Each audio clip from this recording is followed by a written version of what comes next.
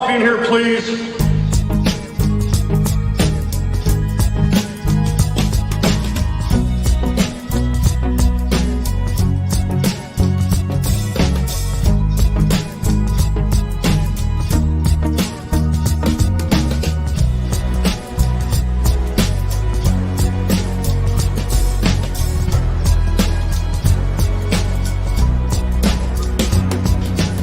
Damn good coffee and hot.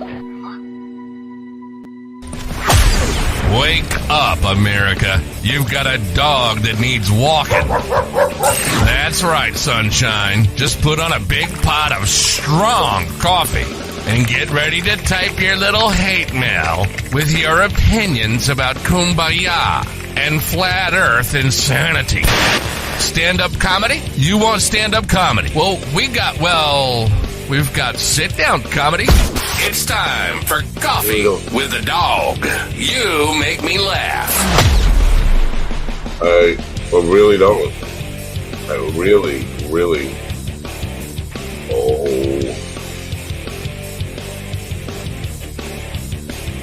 No, stop. Just stop everything.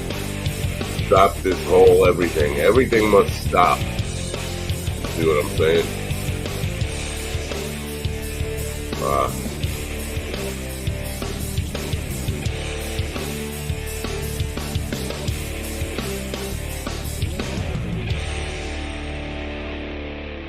Yeah, that's all.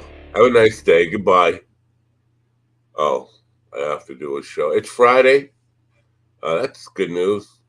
Friday, February 16th, 2024. You know, I would like to spend the rest of my life sleeping. I am happiest when I'm sleeping. If I could spend the rest of my life in a dream state, I would be happy. But then I got to wake up, and it's winter. But spring is just a month away. That's the good part. But even so, I just want to go back to bed. Anyway, I hope it's a beautiful, wonderful existence wherever you are, and life is good, and you're happy. The sun is shining, and whatever floats your boat is floating your boat. Where are we going to start today? Well, we have two comedians today. I'm reluctant to call the first one a comedian. He's a friend of Willie's. That doesn't say he's not a comedian. But he doesn't give me anything to work with. There's nothing about him anywhere. He doesn't say anything about himself when booking a time. He's a comedian who really has no history to speak of in comedy, which is fine. We welcome all levels of comedy here, but it doesn't give me a lot to kind of introduce him with. It's kind of like, hey, here's this guy. So he's a comedian. And in the second hour, we have a guy named Floyd Jones, who sounds like he should be a boxer, but he's a musician turned comedian, which I like. So we'll try to make the best of that. In the meantime, we'll probably have some critical joke theory, an extra long version of critical joke theory, but long enough to get a cup of coffee and then come back and drink a cup of coffee and then go get another cup of coffee and drink that one. But we'll have that. And then maybe, if time allows, or maybe even during some of this conversation we have with these comedians, funny guys, ha ha ha, he he he, what are you, a clown? We might talk about songs about murder. Why? Because you like it. You like when we talk about song lists. I'm finding this out. We get a response. We get a positive response, not hate mail. Yesterday, speaking of murder, or sometime in the last 36 hours or so, Vladimir Putin committed murder. Navalny, his chief critic in Russia, who he jailed and was torturing for the last 6 years, he decided to finally let him off the hook and kill him. Nice guy, Mr. Putin. It's funny, Ronald Reagan's Republican Party is fucking dead, man. Because Reagan had you can say what you want about being, against Reagan and all that stuff, and yeah, he certainly had his faults, but at least he was clear about Russia and Putin and everybody. Well, Putin wasn't really in charge then, but Putin was the CIA, KGB agent then, CIA, same thing. But at least we knew Russia was the enemy, and we were sure about that. Now you have Tucker Carlson going over there kissing Putin's ass. The Republican Party says nothing about Putin killing his chief critic. Just killing him, locking him up, torturing him every day, and then killing him. No big deal. 12 years ago, Mitt Romney said to Barack Obama that he wasn't tough enough on Russia, and Obama laughed it off, and the Republican Party was all up in arms. Don't you realize that Russia is still our enemy? Somewhere in between, and you know where, we started kissing Russia's ass and Putin's ass. Gee, how did that start happening? Well, Tucker Carlson was over there raving about how much better Russians have it than Americans. Raving about it. And why don't you stay there? But the thing is, and this is, he didn't ask him anything about Navalny. Nothing. Basically, Putin manhandled Carlson and gave him an hour and a half of propaganda.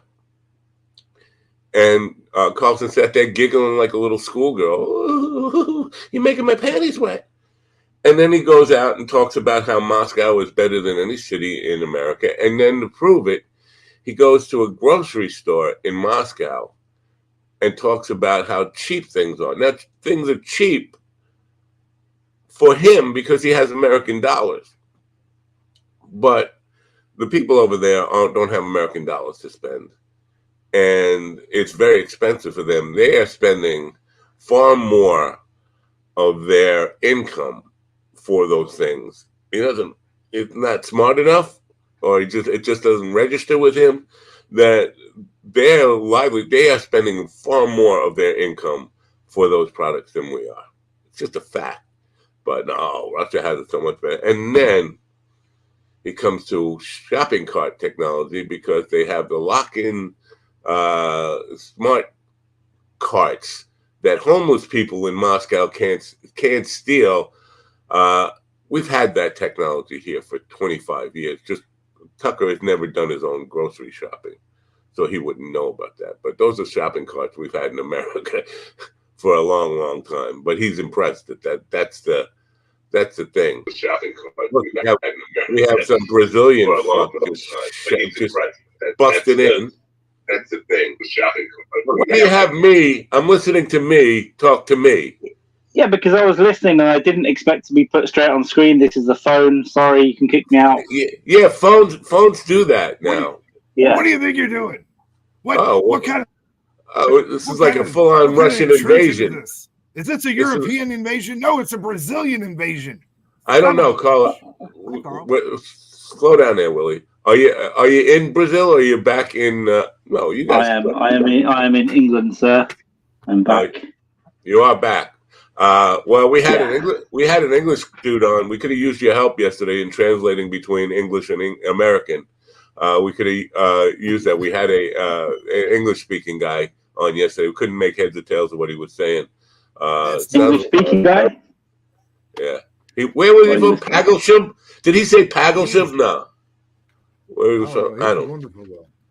It was. Oh, well, there we go. Sorry, I was. I didn't sleep for 3 days, and then I travelled for like 24 hours. So I've been pretty tired. From what I gather, you hooked up with some. Maybe you don't want this out there, but there were pictures, there's photos with some smoking hottie Brazilian chick, and now you're like a chick magnet in Brazil, and Mr. James Bond or something. It's the English accent. Well, maybe I'm working out there. Who knows? No, that's someone I've known for a long time. I would just stay there. Why would you go home? If there's a beautiful girl in Brazil and it's summertime there, why ever go home? I would just quit my life and just stay there. Yeah, that's the thing. I need money, so I need to find a way of getting money. Fuck money. There's it's jobs hard. in Brazil. There's comedy Yeah, clubs, but I'm sure. Sure, but and there's not a lot of money in Brazil in general, so it's going to be very hard to like Russia, right? Things are expensive for Brazilians to buy, and things are expensive for Russians to buy. I'm a king. When I go to Brazil, I'm a king, and I'd be the king of Russia as well. Don't forget it. Well, would you murder me if I were your chief critic and you would put me in jail and poison me and torture me and then finally let me off the hook after 6 years? No, I'd sneak into your house at night and put you in blackface and take pictures and then sneak out. I'd get the KGB to do that. Very good. Interesting, yeah. Yeah. I wonder what that would be like, because waterboarding someone just with like a simple thing when they know it's happening feels like you're dying. So it's a yummy death, I think. Yeah, with gravy, you'll feel like you're dying, but you're like, oh, gravy. Yeah, but it's good. It's yummy. Yeah, like you don't care. On Netflix, there's that show American Nightmare, and it's kind of like the guy burst into the guy's house, put like blinded goggles on the dude, and stole his girlfriend. Yeah, I just watched this recently. It was great. I thought it was a great little case, and they didn't solve it for years, right? Until another department found the goggles in some weird guy's shack. And everybody thought it was a hoax, like a Gone Girl hoax or something. The media and the police came out and called her a liar and said she had made up the kidnapping because Gone Girl had just come out, but she was actually kidnapped and raped multiple times on camera. Right. And so good police work there. Not to spoil it for anybody, but I'm going to spoil it for you. So close your ears. Yeah, I've kind of spoiled it, but it's a good thing to go and watch. Like 3 episodes, I think, maybe 4. It's a good show. There is a happy ending to it in terms of money. That's all I'm just going to say as far as the Isn't that a Dennis Lehane book, Gone Girl or something like that? It was a Ben Affleck Gone movie. Baby Gone. I'm thinking of Gone Baby Gone. Gone Baby Gone. Yeah, that's yeah. Isn't a happy ending a massage term? Yeah, that's what happens at the end. You spoiled it. Be careful with that, I tell you. That's not every massage parlor does that, GD. I just want to. No, but many do, and that there used to be an app in LA called Rub Maps. Yeah, no, see, so that's what I did. I found I went online and I found where the happy ending's at, basically, and there's like a web page that you can go to that rates massage parlors on how happy ending friendly they are. And so I went to the number one place, top of the list, and some good reviews. Now, I didn't take the time to read any of those reviews. I just noticed that it had a number of different reviews, and I was like, oh, okay, this must be the spot, right? Must be. And now what was important information in those reviews is that every single one of them had the same masseuse's name next to them, and I didn't have that. One lady. Oh yeah, it was one lady. And but that's not the lady that I got when I went there. And and so it wasn't something that came up and just when she started massaging closer to that area, I did no mental thing to stop what was naturally happening because the woman's got her hands all over my body. Now you can mentally stop that, but I thought this is the place for that to happen. So I'm just gonna, she'll know what to do when that boy pops up, and instead she got thoroughly disgusted with me, read me the riot act, and left the room. And I was like, but this was supposed to be the place. No happy endings for Willie. That's what they changed the name to No Happy Endings for Willie. Always read the reviews. Yes, that is the takeaway. Always read the reviews. Huh. Thoughts and prayers.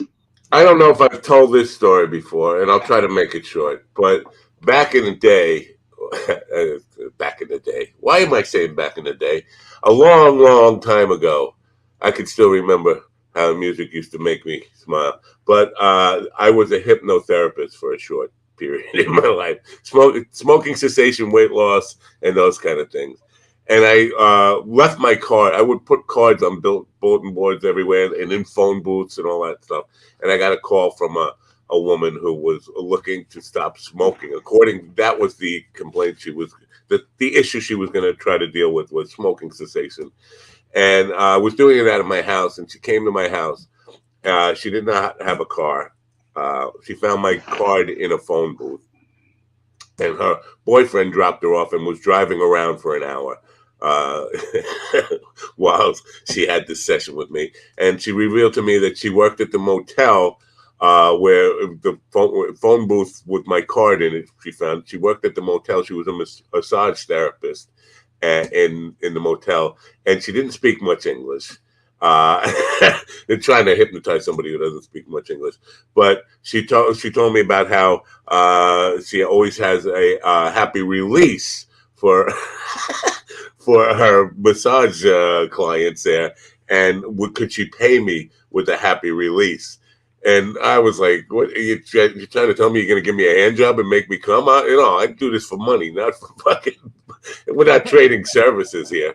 We're not trading services. Yeah, but she didn't have any money, and so I did the thing for free. And then her boyfriend came to pick her up, and he was assuming that she had given me a hand job. He was just like angry. I was like, nothing. I wouldn't take it from her. It's like he wanted to beat me up and shit. Like, no, I did, it was a freebie. I'm not trading. Did he offer to give you one then? No, he a short one. He offered to give me a beating. But that's what I'm saying. A beating. Beat you up. Yeah. I didn't. Yeah, I did. I refused. She was going to beat you up, and he was going to beat you up. It's right. a tag team deal. Fair. You know. Yeah. So no, it ended. It ended with a happy ending of me not getting beaten up and just kicking her out of the house and just. But I never followed up to see if she ever smoked again. But yeah, what? You got a cup? You want to show a cup? Yeah, you got a cup. Very good. I haven't. Yeah. Carl, you got a cup? No, I'm without. Here we go. Are you feeling empty like my? Are you feeling empty like my cup because real football season is over? Well, go to minddogtv.com and start gearing up for next season. We have aprons for grilling, aprons for tailgating, and hats for head stuff, and stickers for sticky stuff, and stickers for sticky stuff. minddogtv.com. I don't know. Get your football gear today. I don't know. Season. I don't know. I think that needs a rewrite. Very good. Very good. I was cutting my balls the whole time. It was much funnier 4 minutes ago before when I didn't get to do it. Oh, we I'm need sorry. to do the bullshit flags. That's something we got to figure out how to do that. I thought you were on that. That's such a good idea. I'm telling you, dude. I thought you were on that. I gave you a link to go make your own. Hey, what happened there? FaceTime is bringing me in. I don't want FaceTime bringing me in. It's baseball season, dude. Forget about football. It's baseball. Pitchers and catchers report to spring training today. I thought that was a gay thing. Let's get on pitchers and catchers, and let's go Mets. Come on, everybody. Let's go Mets. Let's go, man. Pitchers and let's catchers. Go Mets. Let's go. What's on that? There you go. Are the phone lines open for our people at PBM TV? Oh, good. You reminded me. You know what? Are the phone lines open? Possibly just got a call from. We just got a call. No, I don't have the phone lines open, but I'll open them. Thanks for reminding me. You people on PBM TV, you bots, you fake people on PBM TV.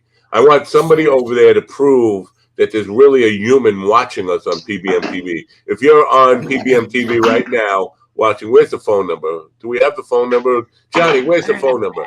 Here's the phone number, Johnny. There's the phone number. 50600. 631-496-6464. What are you, Pete? What God's name sorry, guys. I was making coffee. I forgot about the noise. You're peeing? You're European. Yeah. Hey, hang on. I got a question real quick. If you go into the bathroom American and you come out Asian, what are you while you're in there? European. Oh. Hey. Right. And if you come out with a peace stain, you were probably Russian while you were in there. I'm just trying to, yeah. I'm just trying to hook up Loopback while we're talking here so we can take a phone call. I can put it on the air. But in the meantime, I want somebody. See, nobody's calling over there. It says like 560 people over there watching. They're all bots. Every one of them. It's like a fake. To be fair, no one's going to call from the YouTube chat either. Kelly's not going to call. You better call or you're all fake. Kelly, I would not say that. Kelly might call in. Yeah, because she doesn't really work. Kelly doesn't really work. But she has lulls in what's going on. I did just get a call from Missouri, by the way. Yeah, I bet you it's Kelly. I'm telling you, Kelly would definitely call in. It's a possibility. And my older sister, told me to send her the link to this morning's show. So if she's not here yet, I'm sure she will be soon because I did send her. There's a Conway X. There's a female Conway. No. She's not a Conway. She's from my mom's first marriage, so she's a white. Of course. Well, your big M Mike dude is late, so this is all on you. Big Mike. Hello, test. Do you hear me? Yeah. Yes. Okay. Bruno Whitehill is here, Conway. All right. Oh yeah, that's my sister. I'm just making sure you can still hear me because I hooked up the phone line. The phone line should work. Let's test the phone line. Yeah, you actually sound a little more clear. Actually. Really? I thought I heard echo though. Echo? Echo. You hear an echo? Maybe it's just a car driving by. It was it also might have been like there's no car driving by here. And during the initial transfer, it might have echoed a little bit. It would be very weird if a car drove by here, because I'm probably 700 feet from the road, and no cars ever drive down here. So it's in the trees. Yeah, but you do have. That's what I liked about my cell in prison. It was on the top tier, and it was at the end of the tier. So, there was no business that anybody had to come all the way down to my cell front unless they were coming to talk to me. And because in prison, you got a problem with looky-loos and stuff like that. So I always appreciated being at the end of the tier on the top. And I was also between two exhaust fans. So in the summertime, there was a really good temperature in that area because the most work of air. You were the king of prison. You were the king of prison. I did. Hey, listen. Hey, I'm working on a song right now where I call myself King of the Hill, and the nickname for the prison here is called The Hill. So, yeah.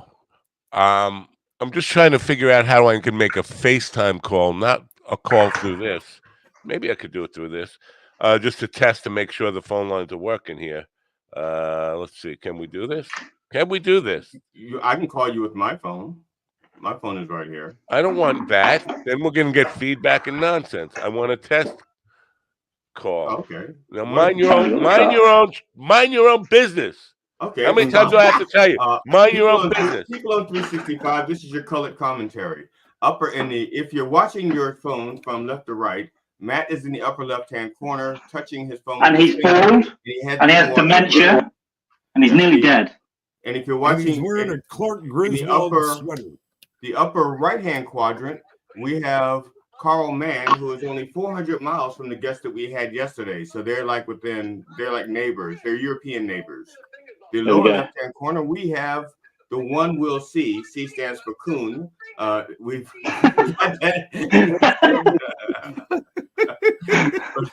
and in the lower right-hand corner, I'm going to say to you, GD, what the fuck?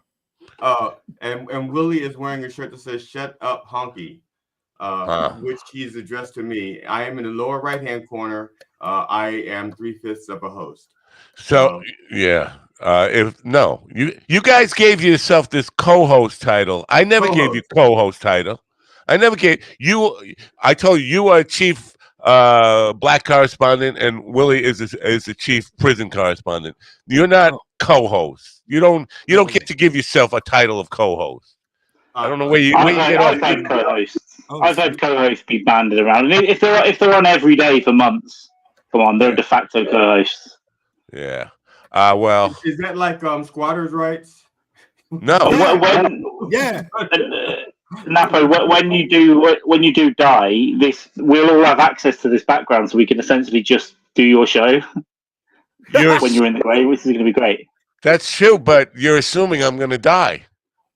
Well, that's true. I think personally, I think you're going to live to 117, and we're all going to die before you. That's what I think. I know that. That's definitely what's going to happen. Dude, my wife was talking to me the other day about like living past our 80s and shit. And I'm like, listen, if I live past 80, I'm going to shit my pants. I mean, probably for real, because I'll be 80. And even if I have control, I'm just going to shit my pants anyway and act like I don't care. You know what I mean? Like, this show is off to a Friday fucking start. You know, you're welcome.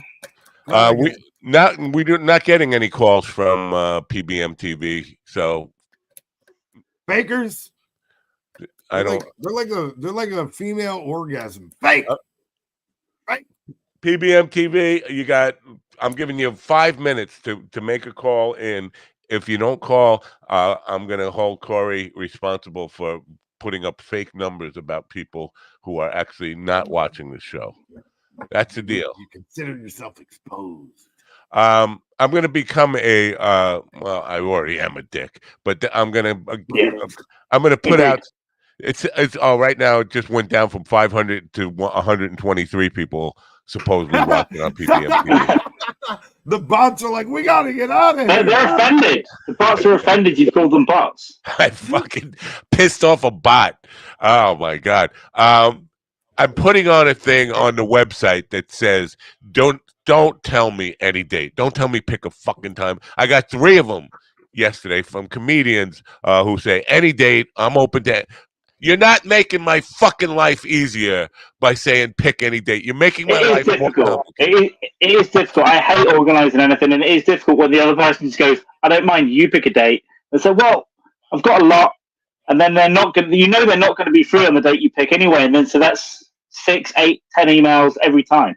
I just want to fucking strangle them when they say any date. If I could strangle somebody through the internet, people who say any date are the people I want to strangle. On that note, what if they say no date in particular? What? What if they say no date in particular? Then I want to strangle them. Pick a date, pick a time and a date. That's what I say. Everybody plays by the same fucking rules here. See, I'm getting mad. Calm down. But so on that note, Willie, if your friend Big Mike, whatever his name is, shows up late, he's not getting on. He's not getting on. He's already late. He's already 12 minutes late. He's one of these guys. Pick a time and date for me. We picked a time and date for him, even though I hate doing that. We picked a time and date for him, and now he's not here. I think, Matt, that we could use a mood sweater for you. You know, one that changes color with your mood. Oh my God! Yes.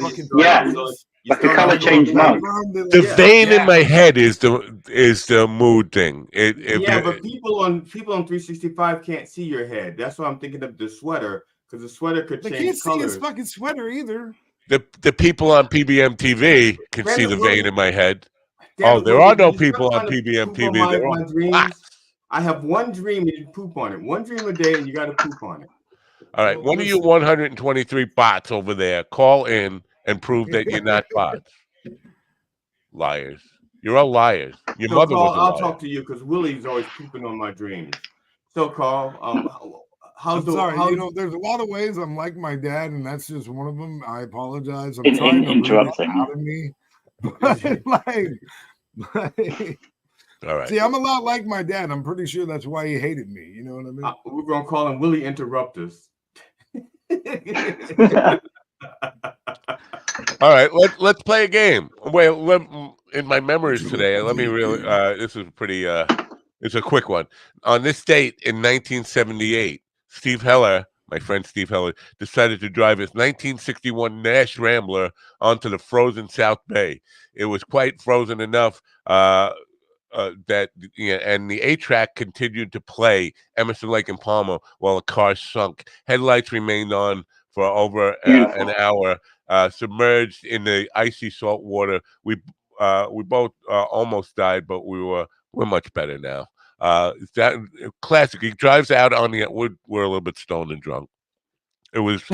Oh, did you have to add that detail? You could have surmised that, but just in case you didn't. Okay. But so he pulls up to the ramp and he goes, "What do you think?" I was like, "What do you mean? What do you think?" He said, "He said, should I drive out on there?" I was like, "Are you out of your fucking mind?" Oh, because there's trucks and stuff out there. So he drives the car out onto the ice, and he goes, "Let's get out and take a look at it." I was like, "I don't know. I don't think that's a good idea. Maybe we should just turn around, get off the fucking ice." He said, "No, we wanted to get out and take a look at it." We get out and take a look at it, and he's like, "Wow, isn't that so cool?" I was like, "What's cool about it? The car is on the ice. Big deal. It looks the same on the road."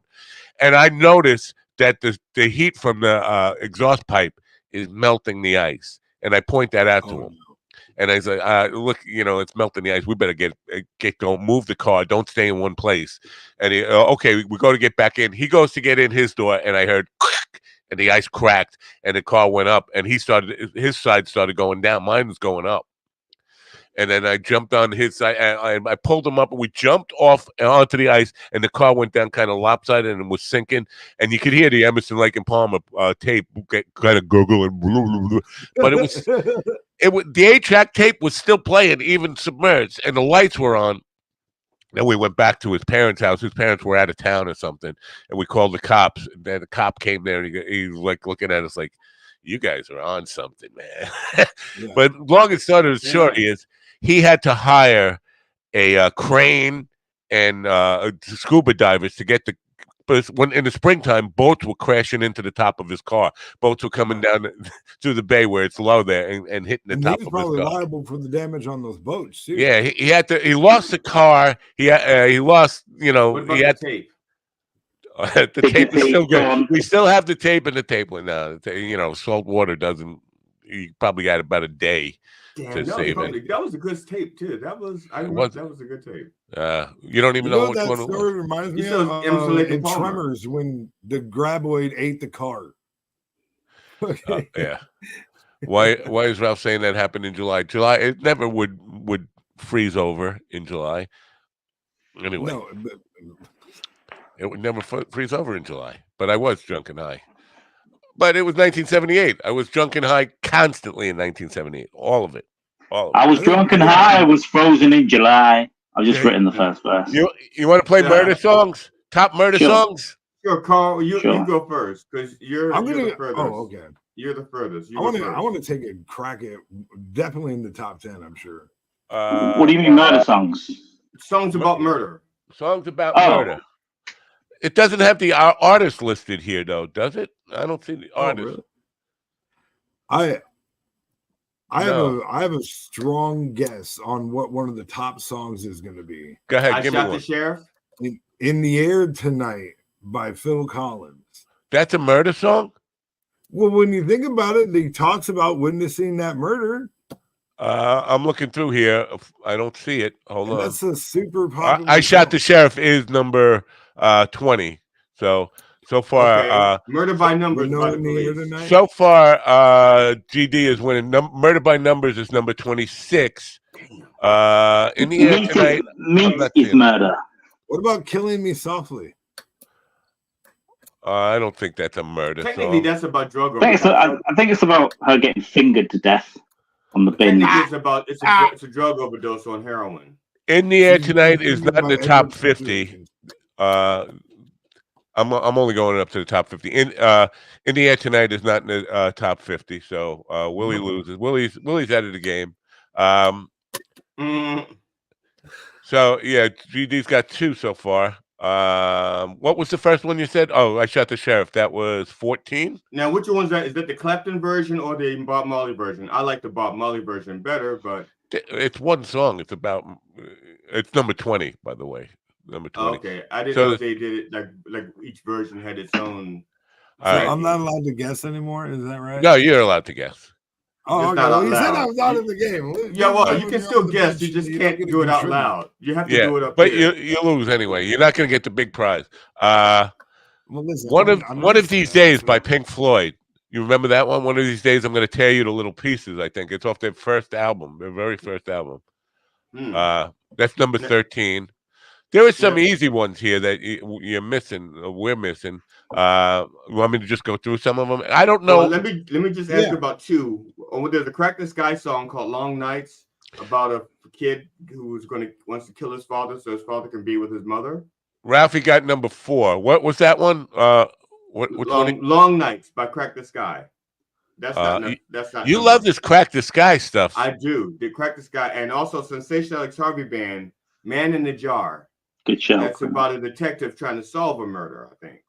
No, Crack the Sky doesn't make anybody's list. People said Crack the Sky, fuck. I think on all these lists, right on top, it says fuck Crack the Sky. We don't go there. That's the number one thing. They're crack. So don't bring up Crack the Sky again. I'm gonna bring up Crack the Sky. Don't bring it up again. Don't bring it up again. Every time they have a song that fits a category, I'm gonna bring up Crack the Sky whether they have a song or not. Don't bring it up. Just because those cracker. We've got Killer Queen, Psycho Killer from Ralph, and the Eminem song. Psycho Killer is in there. Psycho Killer is number 7. Oh, so, but Ralphie's top of the murder charts here. Zombie by the Cranberries. Kim by Eminem. Zombie by the Cranberries. It's about killing kids. It's about the IRA killing kids. Wow. Marvin Gaye, what's going on? Oh, that's about murder. Did you miss Kim? Well, there's murder in there. He talks about all the ills of society. Craig got 2 of them. Hey Joe is number 16, I believe, and Down by the River, Neil Young is in the list there in the top 50. Santeria, 3x311. Santeria is not in the top 50, but it's got to be there. It's got to be in the top 100, right? Jeremy by Pearl Jam is in number 18. Here's one that Janie's Got a Gun. Oh yeah. That's a good one. Does she shoot the gun? I don't know what she does with the gun. What did her daddy do? But I don't know. She's got a gun. A lot of people have guns. Maybe she just threw the bullets at him. I don't know. I didn't hear I've never heard the whole song. I don't like Mondays. That's a curious one. By the Boomtown Rats. I don't like Mondays. That's about murder. I didn't know that. I only know the chorus. Or the verse. You know what's not in the list? At least they're not in the top 50. I used to love her, but I had to kill her. Pearl Jam. Are there any Christian songs not Pearl in Jam. there? Guns N' Roses. That guy got killed. Who? I said, are there any Christian songs in there? Because that guy got killed. Like the old Rugged Cross. That's a song about a Michael Jackson song. That's a murder song. What is it? Oh, Thriller. Pretty Young Thing. Run for your life. There's no murder in there. It's just run for your life if you can, little girl. Catch you with another man, little girl. That's the end of Little Girl. But he doesn't. I don't like Mondays. Is about a school shooting in '79. Wow. In Cleveland. Did we get to the Michael Jackson one? Did we get? Did you get it right? Did anybody? Michael Jackson murder song? Thriller? It's not Thriller. Okay. It's not Thriller. No, there's a man with the face. No, there's like a detective thing. I think I'm trying to think here. I can see the socks when I'm dancing. Wearing a white suit and white hat. From the Moonwalker movie. Number 22 is "Stand" by Eminem. Stand. Yeah, this is Corinna Whitehill got this. She just didn't have the name of the song.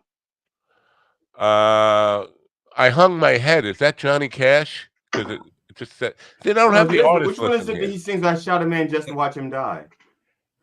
That's shot a man in Reno, right? Oh yeah, that's Folsom Prison. Cash, yeah. Yep. Tom Dooley. Speaking of like country song, "Hang Down Your Head," Tom Dooley. And what was that? My Ding-a-Ling by 10 years ago.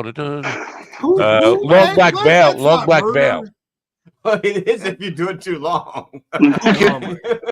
Who killed Davy Moore? Yeah, you're Murder right. by Numbers. Right. A lot of died. Life going down the drain. That's true. The Michael Jackson song is "Smooth Criminal," by the way. Jeez. Of course it is. Of course it is. Now, also Rolling Stone, "Sympathy for the Devil," that has killing in it. Meat is Murder by the Smiths. It's about veganism. I'm gonna have to go to the top 100 because there are lots that that didn't make the top 50 here. War Pigs by Eminem is not on the top 50? Black Sabbath. Which one by Eminem? Sabbath. Kim. No. Wow. Not in the top 50. Wow. Stan. I mean, that's like his most savage song about killing her. What about Black Sabbath War Pigs? That's about not in the top 50. You gotta be kidding me. Who Killed Davy Moore is number 27. Number 28 is Die Die My Darling. It doesn't say who. Is that the Misfits? Stagger Lee, number 29. The Ballad of Hollis Brown is number 30. Did the Nazis have any really good catchy songs? Yeah. Is there something I don't know? Yeah, Tomorrow Belongs to Me. Do you and Jamie have music out that I'm unaware of? I want to know about this. What is going on? That's not my finger by Dykes and Man. Yeah. Carl, please elaborate. No, we do not have music at this time. I don't know where this room is coming from. That's not my finger by Dykes and Man. Craig's making shit up. Craig's a nightmare. He is. The Mercy Seat, Nick Cannon. I don't know. What? 97 Bonnie and Clyde. I don't know that. Yeah. Okay. What? How is that above Kim? I don't know. Give me a break here. Now, are they saying most popular because it's been listened to? Oh, so the Guns N' Roses song is in there, but it's called "Used to Love Her," right? "Used to Love Her." I was thinking that was the Rolling Stones. All over now. Plays or whatever. I guess that's true. The death of Emmett Till. Rolling Stones "Sympathy for the Devil" has Killing in it also. Yeah, but you mentioned that one. It's not in the top 50. I'm going to have to go to the top 100 to see what the next ones are. But right now I'm up to 36. Kill the Poor, Long Black Veil, I mentioned. Oh, Kim, number 38. In there. Nebraska, Bruce Springsteen, number 39. I didn't know that one. Killing an Arab, number 40. Killer's Eyes. Did I mention Crack the Sky? It says, tell GD to shut the fuck up. That's number 40. Hit him up by Tupac, Ralph. It says Ted Bundy, 42. Ted Bundy, you know a song named Ted Bundy? Stan Eminem was like 20. We went through that one. It was like 20. We've been there already. Country Death Song. I don't know any of these fucking songs. I am so out of it. Kill the King, number 44. Mermaider. I don't know. Do you guys know these songs? What about Beat on the Brat with a baseball bat? Is that, do they die at the end, or are they just really well beaten? I don't know. Meat is Murder. I guess that's a Peter song by the Smiths. I said it's a veganism song by Morris is a vegan, right? So Meat is Murder. I did say that would have a lot of plays. But it's not really murder. No, but it's got murder in the title. Not once you put seasonal on it. Right. And they're talking about you eating a bacon sandwich, so you're a murderer. If you murder a band called Crack the Sky, it's not even murder. Murder, Suicide, Meteor Slave. I don't know. Sounds good, though. I like the name. Kill You Tonight. And now I'm going to the next 50. That's a love song. Come on. Give me the next 50. Popular songs. Oh, no. That was it.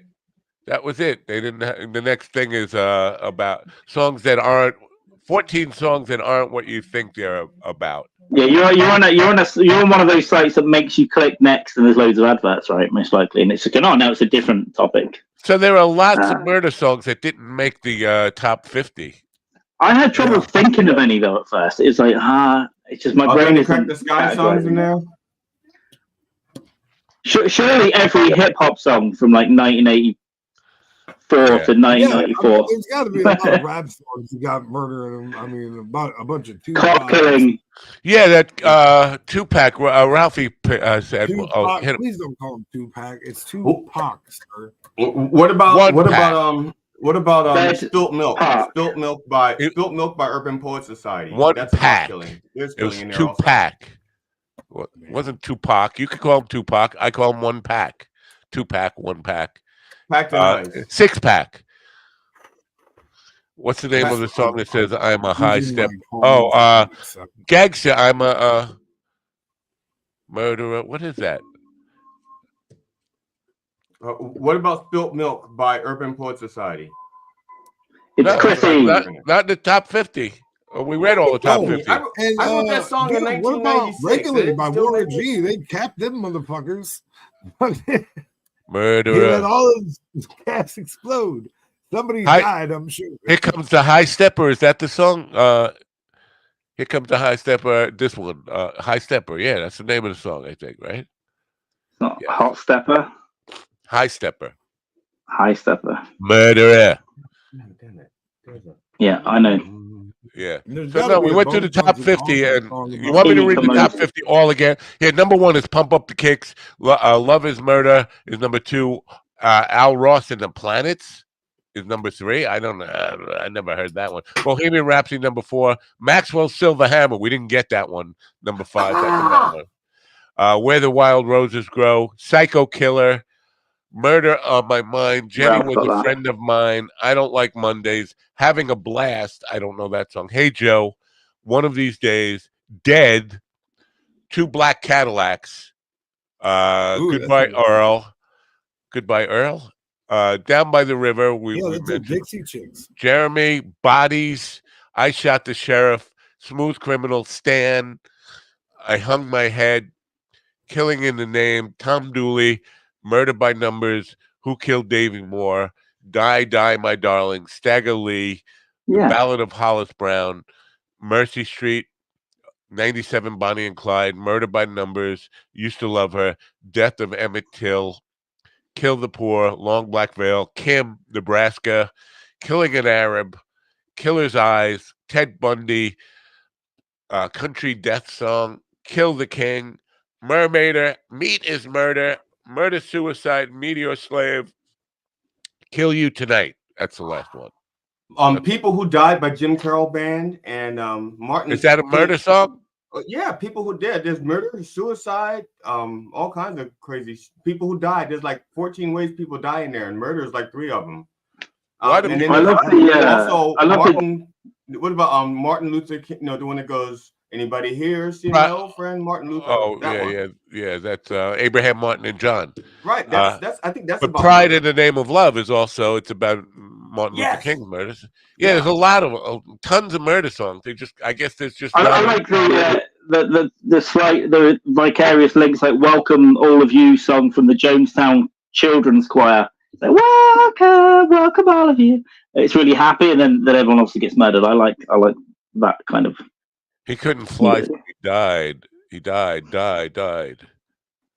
And songs by murderers. You got some of Manson's hits. Yeah. So that's some murder songs. Well, now you guys were supposed to be thinking of new topics for different songs, shit that we could go through, but I'm sure you weren't. So I had to do it on my own. I was thinking. You were songs thinking. You don't look like you're thinking. You don't look. All you were thinking about is Crack the Sky, and Crack the Sky is not eligible. We'll just make it clear right now. Okay, Rush. How about Rush? There's no, because then, damn it. I know there's some killing songs in Rush. What? By Tour and the Snow Dog involves killing. I'm taking the phone lines out. I think we've come to the conclusion here.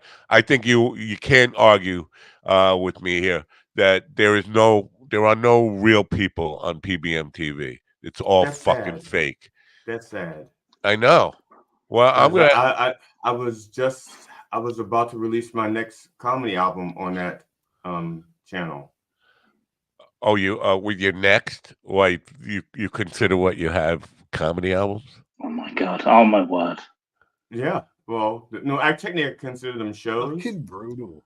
Brutal. Well, that's terrible. Consider them shows with a humorous bent. Well, you just called it a comedy album. I know, because I was just trying to be MTV to the punch. I don't. You know what? Hang on. So, do you see what Kelly just said here? What did she say? So, look at her. She said, Kelly says that I am about myself. So that right there. See, I'm glad I'm already married. No, I think. That's why I could never marry, because the day I would marry her, like machine guns would fucking come out of her tits and start shooting at me. Yeah, that's a misprint. I think it says I'm about myself. I think she's missing a U and yeah, she's doing her typing again. Kelly word. Typing again. I'm about myself. No, she's far from about herself. She's all about helping. No, that's what bean flicking is. Bean flicking is about yourself. This is gonna get a little ugly now. I mean, she does get a lot of pleasure out of it, I'm sure. Yeah. I'm gonna have to probably take us off PBM TV because we're wasting a stream channel. No, I get for fake people. Now you care about the environment. You don't use the server space because you're burning the environment for no reason when it's going to bots. That's true. That's what you mean. Why is anyone talking about Crack the Sky? Well, I agree. Mr. Tongue's Comedy Experience. Because Crack the Sky is one of the best bands that ever graced my CD player. I like that one, Rappler. Identified JavaScript. I like it. Yeah, I identify. Yeah, well, this isn't even JavaScript. It's like a little WordPress plugin on this site that actually shows numbers that aren't real. Like nobody's watching. I hate to do this because, well, first of all, what the fuck? What is the point of that? Putting up fake numbers that people, to get more people to sign up to the service. Eventually, over time, they make more money. Free. From you, right? They're not making any money though. It's free. Oh, here Jordan Peterson wants to. But why are they doing it then? Because at some level, they want to be making money from something, right? I can't just create a service for people to do free thing. YouTube isn't free, right? Run on advertising, right? Right. How about songs about time travel? It's gonna be a very difficult conversation because I know some feelings are gonna get hurt. But we're gonna have to. I'm sorry, PBM TV. By the way, can I just say I know nothing about it. So this is just a thought. PBM TV. If you become really rich and want to give me $100 billion next year, that's fine. I accept and I love you. Yeah, that's true. I don't know anything about it. No, to be honest with you, the owner of PBM TV lost his cell phone and couldn't buy a new one. Maybe all the real viewers were controlled from that cell phone. It's just when he lost it. Yeah. So the bots came in. It's not his fault. It's kind of weird when you own a network and you lose your cell phone and you can't buy a new one. It kind of says something about what your network is actually worth. I'm sorry. That's this is the thing, right? Because I know comedians who have agents, and I will go into your fucking life. I can do this to everyone. There's a comedian I know that claims he's got this road agent. I went into this agent's life. Look at the car they drive. Look at what they're doing, and then ask why.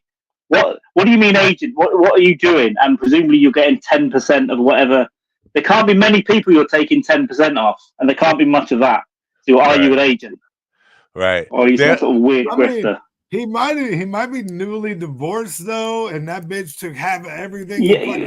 Okay, so we can take this into mitigating circumstances, but we'll look into that. But just for the record, there's some exceptions. There's a chance. No, if you're an established business person, one little hiccup or extenuating circumstances in your life should not affect your business because you run your business separate from your personal life. An LLC. Not everybody does, though. But no, you know who does it? How many entertainers have been screwed over big time because they let family or a significant other be part of their business, and then when that screwed over, it doesn't mean screwed over. Not to the point where they can't buy a cell phone to replace their lost cell phone. You're talking about like Dane Cook getting robbed by millions of dollars by his brother. He still had money to buy a cell phone. But he got it on credit though, probably not with cash. Doesn't matter. The point is, he's established enough that he can replace his fucking cell phone. If you're a legitimate business person, you're not affected to where you can't buy breakfast the next day. I was just talking about grifters and sharks in the entertainment industry, of which 95% who will ever talk to you will be. That's what I was insulted because I don't even know what you're talking about. What are grifters and sharks in entertainment? I think you're making that up. Almost anyone that tells you they can help you, almost everybody. So if anyone ever says I can help you, that must be a UK thing, because the people in America are up and up. We don't have they're there for you. About 100 years ago, we had a band booking agent. His name was Al Simon. I'm going to call him out by name, Al Simon, and he insisted that we put his fee in the mail the day after the gig, and wanted to see a postmark by it, and I didn't one time. So I knew where he lived, so I drove there and put the thing in his mailbox, and he called me up. He said, how dare, because I saw where he lived. He lived in this like 1-room apartment in the middle of the worst part of Long Beach, and he was upset. That's why he wanted people to make sure it was mailed to him. He didn't want anybody ever just like dropping it in his mouth. Like, I just thought he needed the money, put it in his box. He was livid because he didn't want to see that I saw what kind of life he lived. Like, to Carl's point, he had no car. He lived in a studio apartment by himself, like a 55-year-old man. I was in my 20s or whatever. And was ashamed of the life he had. So, I mean, there's a lot of that. If you're not an established business person, then when one thing happens bad, you can't replace your fucking diapers for the day or whatever you need. That is that's a case that you're not really a serious business person. You're a scammer. You're a guy who's you don't want him to be rich. You don't want a guy you don't want him to be too rich either, because then they're probably robbing people, right? You want them to be somewhere in the middle. Like, you're doing okay. I can see you haven't got food on your clothes. You're doing okay, but don't drive a Bentley, but don't be driving a car with a fan belt squeaking as well. So how about songs about shipwrecks? I just want to take a quick second to play devil's advocate, because yesterday I watched an interview with Barry Katz. Barry Katz has a podcast called Industry Standard. Right. Well, Michael Mendelson. Michael Mendelson on the show. Right. Very, very good podcast. Great interview. I encourage people to watch it. During that interview, Michael talked about how when he was trying to really get going, that he was down to like $1.15 that he had left to his name. Right. And he literally had to make it, he told this story where he had to make a decision of, am I going to get a little something to eat, like a fucking muffin with a fucking butter, or am I going to jump the turns aisle? Because I can jump the turns aisle and risk getting, ran down and caught for that, or I can get a little bit of food. Like dude was down to nothing. And stop yourself now. Stop yourself now. And go back to your very first line. When he was starting to get going, he wasn't the head of a. He wasn't claiming to be. How do you think you start? You start by starting. He wasn't claiming to be a big shot at that time. This is what I'm talking about. People who were claiming to be big shot. I own a network. I'm a big time agent. Okay, yeah. I mean, that's a little. You're right. You're saying when he was first starting? Yes, fine. People start from scratch. A lot of people start from scratch. Everybody starts from nothing. But you don't claim to be a fucking mogul and can't afford to fucking replace your cell phone. You think Barry Katz right now, if he lost his cell phone, wouldn't be able to buy it? No, of course not. That's what I'm saying. Yeah. So what about songs about shipwrecks? It's about being real about where you're at. You know what I mean? It's not about like what you aspire to be, but don't put yourself out as more. Yeah, right? Exactly. I'm not fucking Metro Golden Mayer over here. It's like right. But especially like agents and managers, because they're perceived to be in a position of power when they're not really. They're not really. So when they do that, they're also fucking with other people's dreams. So they start to get new comics on. Oh, yeah. And if they can get them some gigs for a while, but they're taking from them. They're probably these days taking 20% of what they get anyway, straight away, or telling them they're going to do something. I got an email 3 weeks ago now. And it was from somebody who is putting themselves out. Well, they claim, I don't want to, it's really difficult for me to talk about. they're in a position where they are selling stuff, and he sent me an email. He claims to be a Hollywood big shot.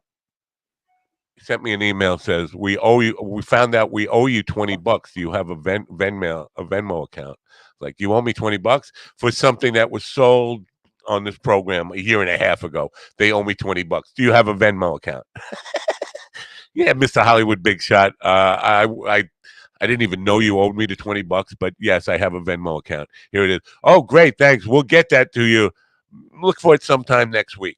Here we are 3 weeks later, $20. He's still trying to come up with $20 to Venmo me. Like, if you're a Hollywood big shot and you owe me $20, you send it to me. Why did you tell me before? Maybe he's just trying to access your account. Maybe just trying to link into your Venmo account. Yeah. Yeah, maybe. Yeah, maybe you're getting. I wouldn't answer. I wouldn't answer an email like that. But okay, like you go feel bad about owing me money. Yeah. Well, I did write him back the other day and say, why did you even bother telling me about this? Because, I wouldn't ask for the money.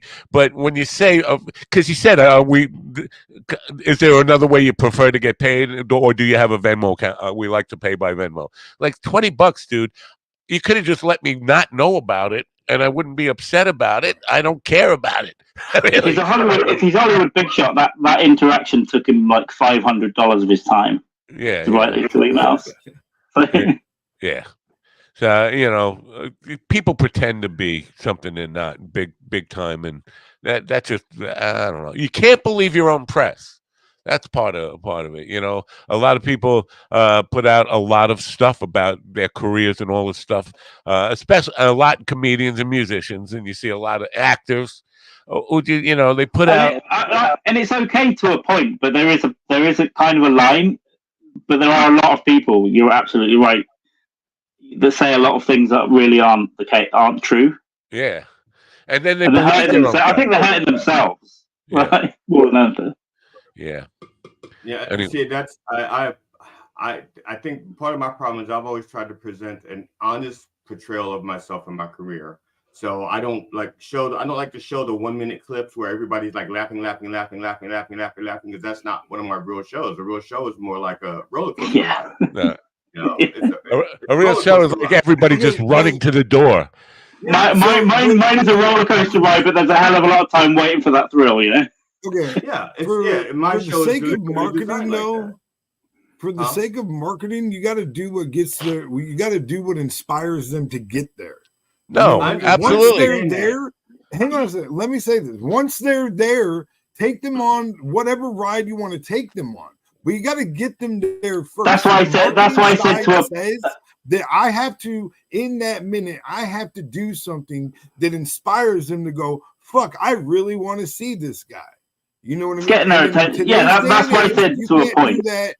If you can't do that quickly in today's day and age, it's not going to happen.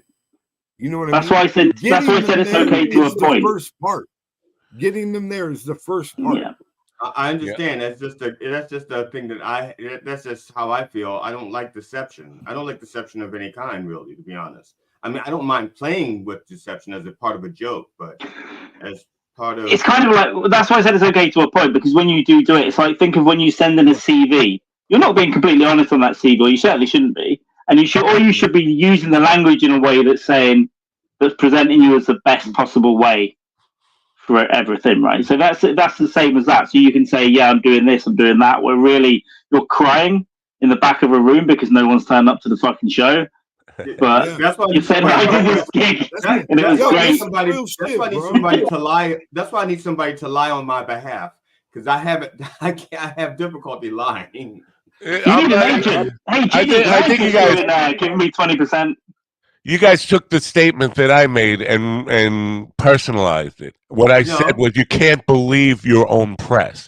I'm not against marketing. Marketing is an important thing. Putting out your best stuff is an important thing. Making people, putting your best foot forward in marketing is a good thing. If it gets to the point where you believe your own press and get a big head about it and start to walk around with you got a chip on your shoulder, like I'm Joe fucking Rockstar from Hollywood. Yeah. That's and and you see that, especially with comedians. I've seen it, the way they talk, and it's like, it isn't the reality for anyone else that's seen you.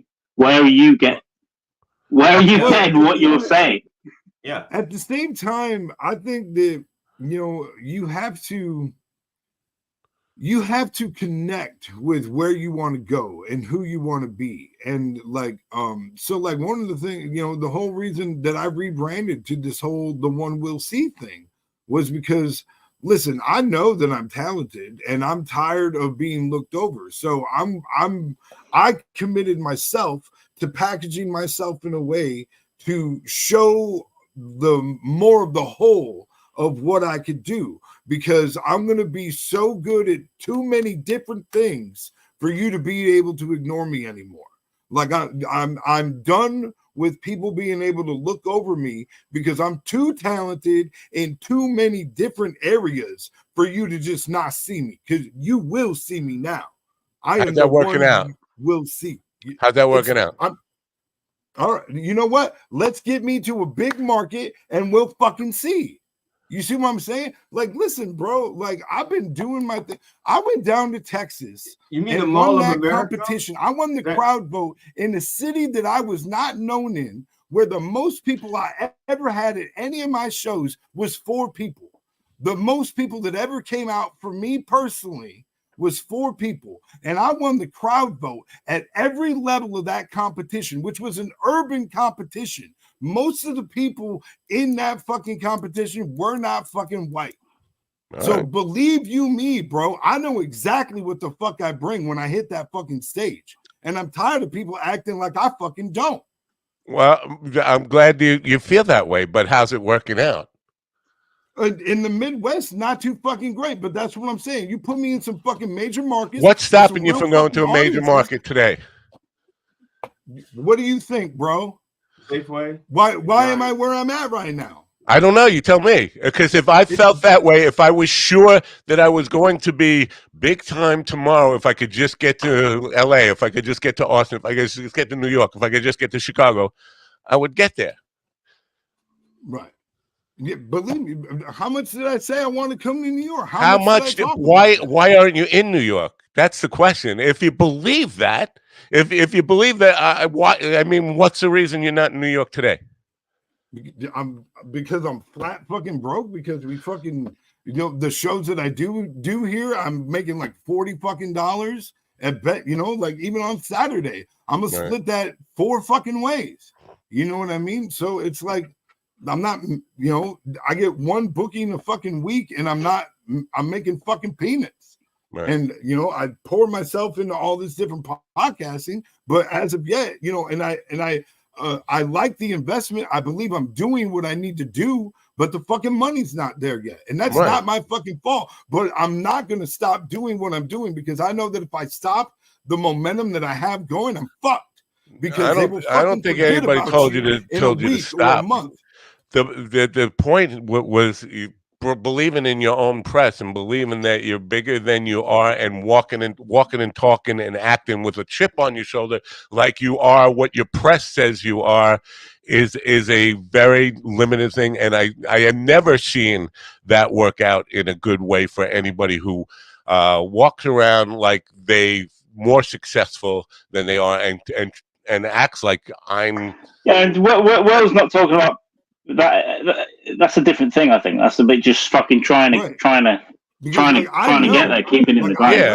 Yeah. To say, to take you're personalizing the statement that I made, not to believe in your own press. If you believe in your own press, I've been around this business for 50 fucking years.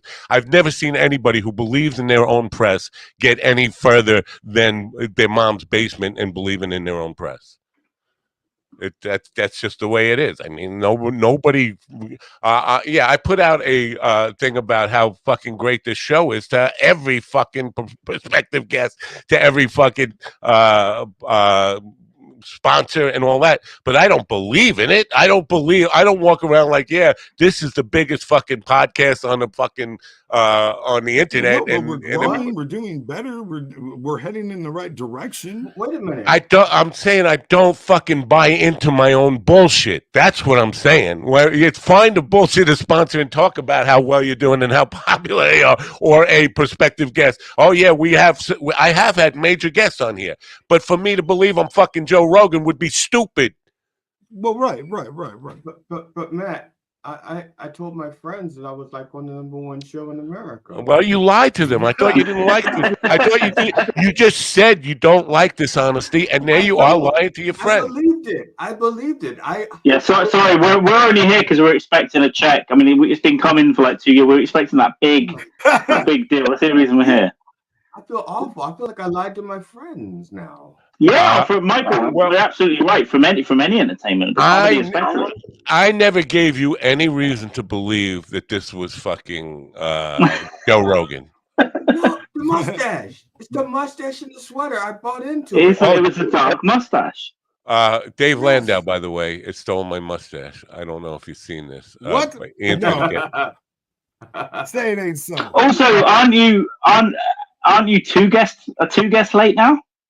Yeah, we're definitely no. They got 5 more minutes. There's plenty of real funny people here already in New York. You come in here isn't going to make a difference in the comedy scene. I disagree because the thing is, you got to stand out. There's got to be what part of that do you disagree with? What part of that do you disagree with? Just the last part? Let me put it back up again. There are plenty of real funny people here. Do you believe or you disagree with that? Of course I do. But he said that coming there isn't going to make a difference. And I think that you say that because you don't understand the difference in the market. You know what I mean? And especially what like the Midwest can be really, really tight. And it's not that I can't make Midwestern crowds laugh, but that's not the kind of comedy I want to do. That's not my style. That's not my thing.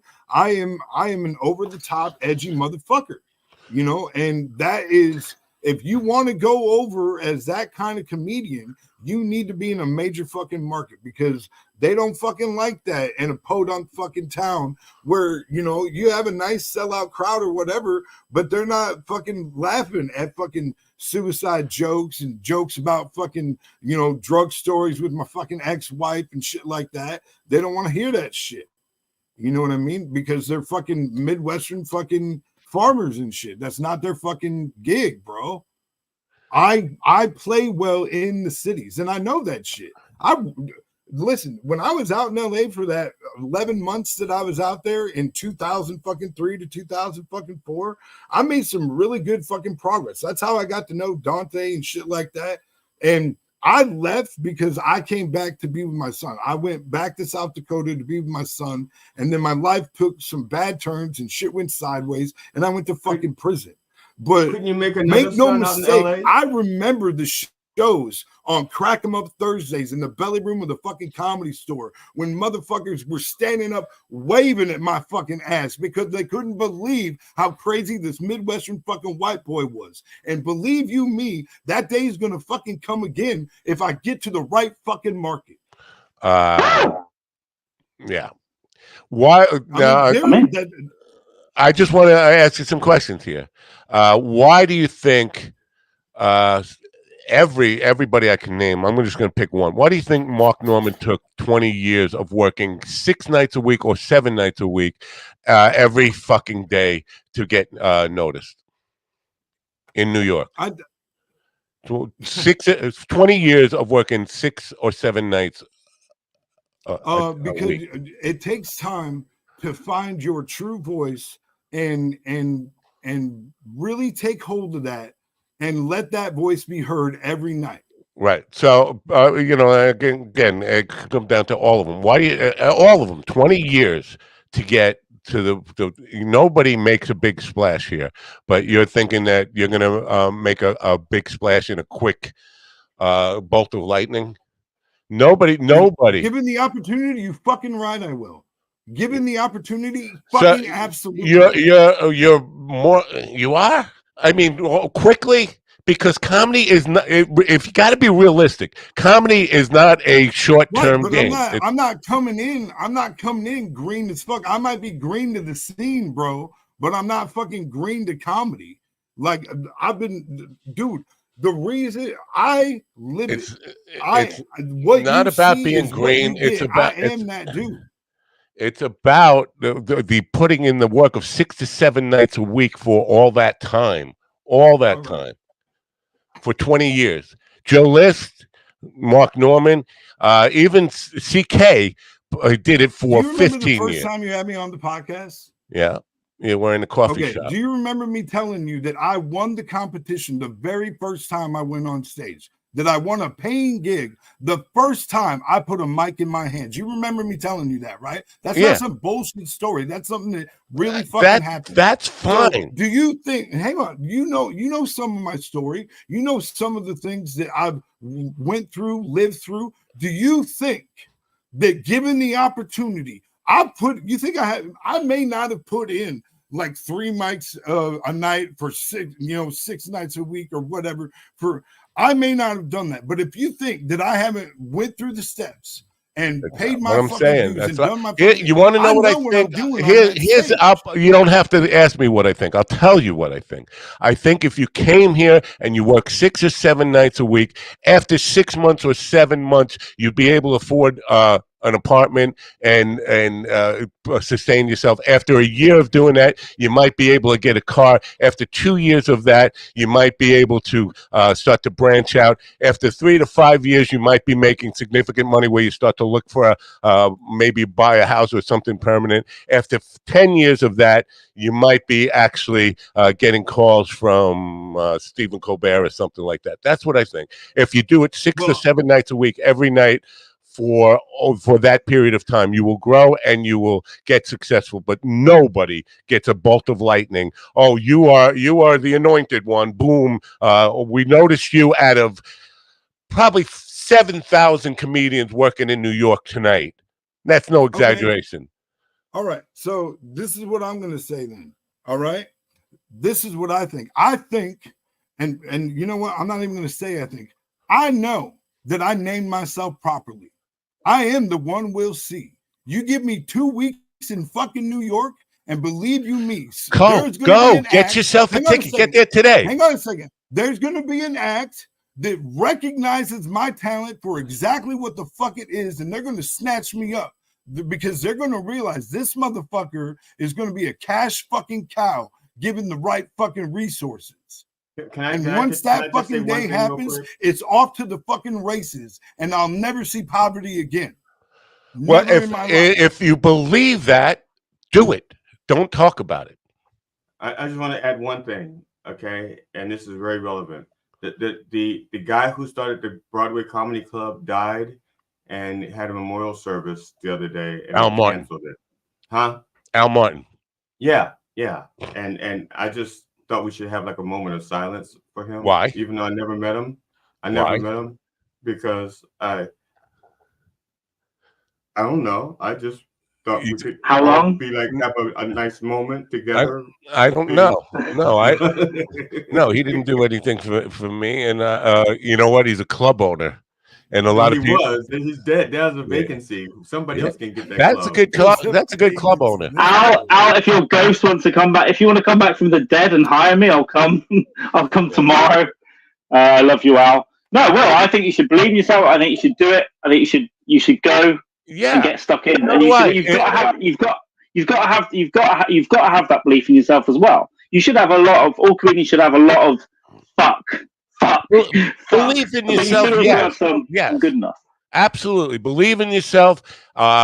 First of all, but be realistic about baby steps. It's not a fucking, nobody wins a fucking lottery and gets picked up out of nowhere. That's a fucking fairy tale pipe dream. Opportunity and luck definitely happen, but it is rare. But it might. You can't know without doing it. So I say, go and do it. The problem with talking about stuff for a long, long time is while you're talking about it, you're not doing it. So forget New York, forget wherever. But I think you should absolutely go and get into it. But you have to hold some of your brain at least a percentage back. Going, hey, I went on YouTube and said in 2 weeks I'm going to get snapped up by someone. Whatever, I don't know what that means. On day 15, you have to have that part of your brain that go, 2 weeks was a bit soon. That's what I would say. And I always hold myself to that sort of thing as well. I always keep something there. I will say that's one of the things that I appreciate about Matt the most is because Matt does his best to encourage my dreams, yet also keep me grounded. You do that a lot, and I appreciate that. But I dream the way I dream for a fucking reason, and I know it. You know what I mean? But it's going to remain a dream as long as there's an excuse. If listen, I'm sorry, but if there is no reason, and you can say, I don't have money, I don't have, the people who actually make that happen, the people who make it happen, say, fuck it, at all costs, I don't care if I have to crawl, I have to walk through glass, I'm going to get there. If you believe you're going to fucking hit the big time in New York, then you should be in New York tonight. If you believe it's someplace else, Austin, LA, Vegas, wherever, you should be there tonight. No fucking reason you can't. It will work. There is no such thing as a good excuse. If you actually believe that. If you don't, and you just want to talk yourself into that, then that's fine too. But it's not going to happen with saying someday I'm gonna have that opportunity to go there. You make that opportunity. You take it now. You take the bull by the horn and say, I'm packing my bag right now. I'm going to fucking New York because that's where I'm going to get discovered. If that's where you believe, then do it. But, fucking putting it out there till someday, it's just it's a long fucking endless someday, and someday never comes. I'm getting off the soapbox there. This all started because I said, don't believe your own plan. No, I think some of these clips, including from Will and you, Matt, I think some of these should be put to fucking music and put out. And I'm not fucking around with that. I think inspirational. I think the fucking anger, it all should be there. You should be angry, and you should be fucking, come on, I'm gonna fucking do it. You need that. Yeah. Mind dog. You need to slap everyone around as well. We all need it. But we all have to hold a bit of our brain in there to go, if I build up what I think is gonna happen so high, when it doesn't happen, that cliff fall, whatever it is, can be worse. But you've got to have, it's up to all of us to decide how much we want to build that up, whether it's 50%, 60, 70, 90. When you get into like the 90s, you're also relying on a lot of other things happening. Yeah. Crawl. Fucking get on your fucking, get on the road today. Get your fucking. I would say don't go to New York today. And Matt, don't say that, because how many eggs have you got in the fridge? Because everyone's going to turn up tomorrow going, I fucking came. I need breakfast. I didn't say come live here. I didn't say come. I know, man. I just want to say I just want to say I already have enough boarders on their way here, family that are coming to live with me who are the same age. I know. Believe me, I know. You told me already. That's why I said you should have moved me in when you had the chance, man. But life is not getting any longer. I would get on the bus today. Right. No, I mean, my wife knows. My wife knows how bad I want to be in New York. Like I'd love to be in New York before March, but I don't know if it's gonna happen. We're gonna see. That's 15 days. 15 days, March 1st. I know. That's what I'm saying. I've got to go soon, but I'm the same in that. Yeah, life isn't getting any longer, and it might be tomorrow that this is over as well. So in some ways, you need to get things done quickly. In other ways, it is fucking tough. And there are things I wanted to do for 2 years that I haven't fucking done. Some of which are my excuses and my bullshit, and some of which are life events. But yeah, it is tough getting that balance of I need to do stuff. I can't do it now. I do need to do it. And if I don't do it today, I might die, and that's going to be annoying. Yeah. Mary Bourne, Mary, this is not her first time with us. I don't know Mary, but we're getting to know her. She says, channel that anger and make it happen. That's definitely a good advice. I love that. Listen, I wish everyone all the success in the world. I need to go and get a good job, but I can't even talk. I'm having a stroke. I'm so excited. Carl, if I can tell you to get the fuck out, get the fuck out. Anyway, GD wants to do critical joke theory, and my coffee cup is empty, and the second guest also hasn't shown up. Fuck these funny guys. This is it. Are you going to do an ad first, though? No. No, okay. This ad is brought to you by Washed Out. By Washed Out GD, whose lighting is just way too bright, and. Are you looking at the screen? He's not even paying attention. Are you there? I'm here. I'm here. I'm just trying to get ready so that if you throw it to me, I'm like ready. I didn't want to be like if you throw it to me. Oh, you okay? Okay, great. Here we go. Oh, that's. Here we go. Hello, welcome to Critical Joke Theory with your host G.D. Fenderson, certified forensic humorist. Now with new joke technology.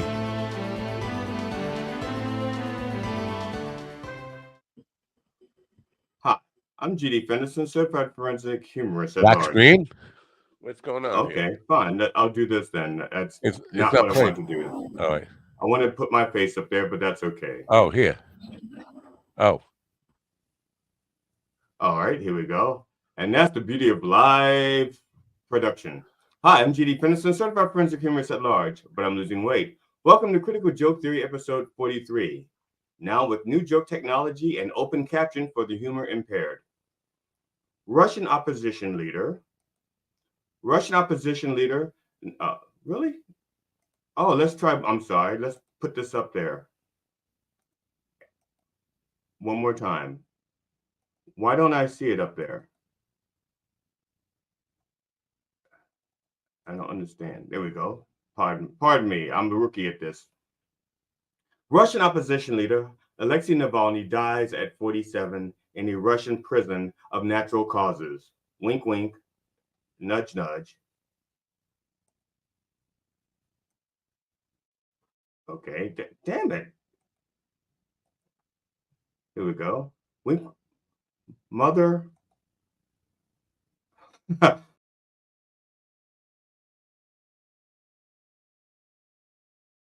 If I may, please stop with the full screen layout and just do it like this. Yeah, I was trying. Okay, yeah, you may. Thank you. One more time. Russian opposition leader Alexei Navalny dies at 47 in a Russian prison of natural causes. Wink, wink, nudge, nudge, say no more, or you could be next. It is reported that Navalny was weak after returning from a walk and passed out. While the official Russian cause of death is natural causes, Navalny allies suspect hammer and sickle cell disease caused by opposing Vladimir Putin. Super Bowl LIV between the Kansas City Chiefs and the San Francisco 49ers was everything that the bookies said it should be. The Chiefs won by 3 points, 25-22, covering the 2.5-point spread or not covering it. I don't know anything about gambling or how it works. Less than 30 minutes after the parade to celebrate the Chiefs' victory over the 49ers at Union Station, concluded on Wednesday, gunfire erupted near the stage where Kansas City Chiefs players and coaches had addressed the crowd, according to authorities.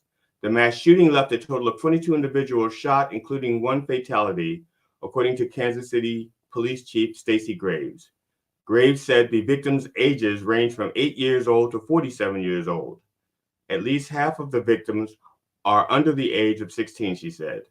3 suspects, including 2 juveniles, have been detained, making it look less like a terrorist attack or a targeted shooting and more like a fan duel. There was a shooting at Joel Osteen's Lakewood Church that left a 7-year-old boy critically wounded and a man in his 50s injured. The shooter's motive for opening fire in the megachurch run by celebrity pastor Joel Osteen, seen here waving to his flock to show them how to say goodbye to their money, there remains unclear while her criminal record and documented history of mental illness come under greater scrutiny. Police say that Janice Moreno entered Lakewood Church with her 7-year-old son on Sunday and began firing into a hallway, sending worshipers scrambling for safety. Officers working security at the Houston Moreno was shot and killed by 2 off-duty officers working security at the Houston church, according to authorities. Well, if Moreno wanted bullets, thoughts, and prayers, she came to the right place. DHS Secretary Alejandro Mayorkas, seen here heading into the light, was narrowly impeached 214 to 213 with 3 Republicans opposing the move. The vote came after the effort fell short last week when Mayorkas narrowly survived an impeachment vote as a handful of Republicans joined with Democrats to oppose it. But when House Majority Leader Steve Scalise returned to the chamber this week after being away for cancer treatment, Republicans had the narrow majority they needed to impeach the cabinet secretary. In a statement following the vote on Tuesday, the Department of Homeland Security said the impeachment push came without a shred of evidence or basis in the Constitution, noting the bipartisan opposition. Democrats have derided the effort, calling the impeachment a political stunt with no constitutional basis. Steve Scalise has cancer. The GOP are a cancer. The Defense Secretary Lloyd Austin was released from the hospital today after being treated for a bladder issue and is expected to return to the Pentagon after this week, the Defense Department said. He resumed his full duties from home approximately 48 hours after he first transferred his responsibility to his deputy, Kathleen Hicks. Speaker Johnson wishes Secretary a speedy recovery so that the Republicans can impeach him next. The Senate passed a $95 billion foreign aid bill to 70-29. The bill contains funds for Ukraine, Israel, Taiwan, a little something something for our own troops, and apparently fines for 22 Senate Republicans who voted for the bill against Donald Trump's wishes. House Speaker Mike Johnson, in a statement Monday night, strongly suggested he may not put the bill on the floor for debate or a vote because it does not address the southern border like the last bill did that he killed. Speaker Johnson is like a petulant child. I mean, flatulent. You can't tell if it needs changing or more time to finish making boo-boo so that you can only have to clean up one mess. The race to replace Santos' lying face is over, and Democrat Tom Suozzi defeated Republican Democrat Tom Suozzi defeated Republican Massive Polyp. Maisie Phillip by 8 percentage points. Phillip conceded the election on Tuesday night, thus proving that she's an election denier in name only. Trump said that she could have won had he endorsed her like he endorsed Pennsylvania Senator Senator Mehmet Oz, Senator Georgia Senator Herschel Walker, and Michigan Governor Tudor Nixon. We love watching you struggle with this. Absolutely. Thank you. The Republican National Committee has closely aligned itself with former President Donald Trump since he won the GOP nomination in 2016, but electoral results under his leadership have been mixed. Trump's pick to be the new RNC co-chair, his daughter-in-law, Lara Trump, seen here trying to fill Ivanka's shoes, said on Tuesday that the committee's only job is getting Trump elected in November and that she will use every single penny from the RNC to do so if elected. Finally, Bonnie Willis testified in her own defense at the evidentiary hearing that could decide whether DA Willis and her team will remain in the Georgia v. Trump and Friends election fraud trial. It visibly upset Willis, who originally fought to stay off the witness stand, agreed to testify after a previous witness said her relationship with Special Prosecutor Nathan Wade began earlier than had claimed. The district attorney, you know something? I'm just going to skip ahead. Basically, she reamed him a new fucking asshole. There you go. She just reamed him a new one. Wait just a minute. Yeah. So. Oh no, you didn't. Yeah. So, Willis, this is Ashley Merchant, one of the attorneys who Willis just like fuck. She's very full busted. Yeah, that's because she passed a bar and filled her bra. Never trust a woman with pearls. Okay, so basically, it's Willis is expected to return to the witness stand on Friday to continue to answer questions. Trump and friends defense team are expected to continue demonstrating why instead of passing a bar, they should have walked into one and drink until they remembered why they agreed to take this case in the first place. Ooh, I'm G.D. Fenderson. Doesn't that? Oh, sorry. Yeah, I'm G.D. Fenderson, certified forensic humorist, now with new joke technology. Thank you for watching Critical Joke Theory. Be safe out there and don't feed the crazies. All right, well, undo that and do this and remove this. Wait, remove. Cheek. Yeah, I did. Yeah. Cheek. Anyway, well, I know you're still getting used to doing that live, but I definitely, you know what? I think the script you should bullet point it and just talk from your heart about it. And I know you have the written jokes and all that stuff, but you know you shouldn't. And I'm just trying to give a constructive criticism here. Make it BGD. Feel free to do it rather than got this structured piece I have to deliver. If that makes any sense. I mean, you know, I would bullet point it. I would just bullet point it. You got the image there. You know the joke you want to say about it. But I don't. I haven't learned them. I wrote this like this morning and late last night. I didn't have the time to rehearse it or learn it. Oh wow. Yeah. I don't know how they do that on. Sorry to disappoint you. They have those things. Teleprompters. Yeah, they have teleprompters. Yeah. Teleprompter. And they have a time to rehearse. I don't even have time to rehearse. I write this and I go to bed because then it's like 2:30, 3 o'clock in the morning. Yeah, last time I did a gig without rehearsing, I definitely felt the pain.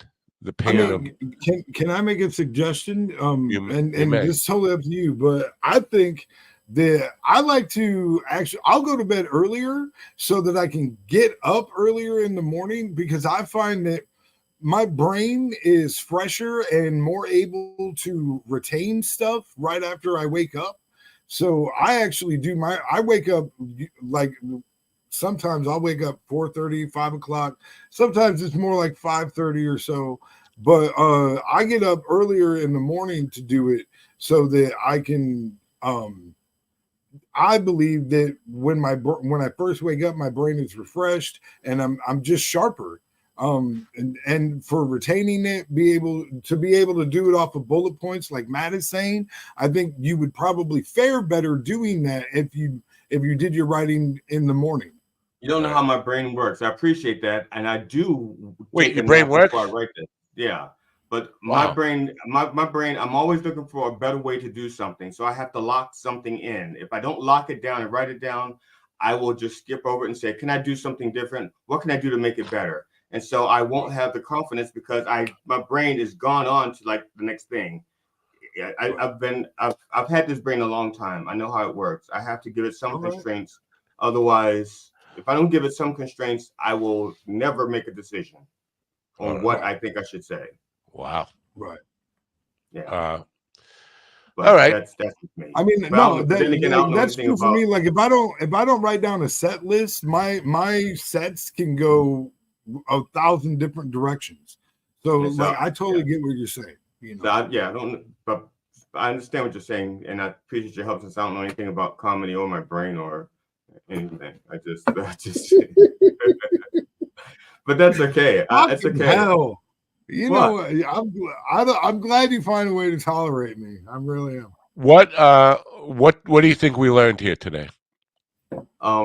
That I don't. That really is me that doesn't know anything. That's probably what. No, let's start with the beginning. Let's start with Matt should never ever book comedians who actually have nothing to say about themselves. And when you ask them about them, when I ask them about themselves, they come back with nothing. I'm just a guy. Why do I bother saying okay to those people? I should never do that again. And then they don't show up. Floyd Jones, who's the second guy, he actually had stuff to say about himself, a lot to say about himself, and didn't show up. So that's like an opposite problem. He had too much to say. He's a guy who I think, like I said, and Willie, don't take this as don't take this statement as Willie, you suck, you're no good. When I say don't believe your own press, Floyd Jones gave me all his press. Obviously, I think he thinks he's bigger than he is because he gave me a biography that makes him seem like he's fucking killing it. He's the world's greatest comedian, and then he can't even show up. So, does he say? Yeah, is there anything in there about? Because see, I'm sorry, maybe this is just me being a little suspicious, but does he say anywhere in there that he shows up on time? I mean, because he could be using. Wait a minute. Barry Katz mentioned that. You want to make sure that you make sure that I am reliable, I am always on time, and all that kind of stuff. That's really important. Hey, let me read you what he sent to me. Floyd Jones is a musician turned comedian that was born in Detroit, and he loves making people laugh at the grittiest, darkest jokes he can think of. Comedy is the perfect way to forget about your dark days, and Floyd has been through a lot of dark days. He's always got something funny to say and try to lighten the mood, because at the end of the day, we're so much more alike than we are different. Floyd does everything he can to bring us together through dark humor and laughs, and you'll feel guilty about this moment. But I just won't show up. After a while, you'll realize that he wants everybody to have a good time and enjoy themselves, even if it feels wrong. He's made crowds laugh all the way from San Diego to New York City, and he's always looking for the next crowd to entertain. Ladies and gentlemen, please welcome in. Oh, he's not here. Maybe, well, like I said, yeah, one of the things I did, my reputation was that I always showed up. I was always professional. I was never drunk or high on the set, on the show, and I always gave my best. If there was one person in the audience or 200 people in the audience, which is probably, the most I've ever performed for was like 1,500. But the point is, I gave my all. Every ounce I had to give. Not me. I am guilty of not being professional in that way. I have, but it's been a long time since I've played for rooms that were really empty. But I know it affects me, and I can't lie to myself that I give it 100%. I would be definitely bullshitting you and myself if I said that if I'm playing in a room for 2 people, then I'm really giving it 100%. I'm not. And I do. And part of it is because I just alter. Now, I think you're bullshitting me and yourself at this moment. And I'm going to say, listen, let me just say this. Well, the reason I'm saying is because I've had people. You're not. Hold on. Yeah.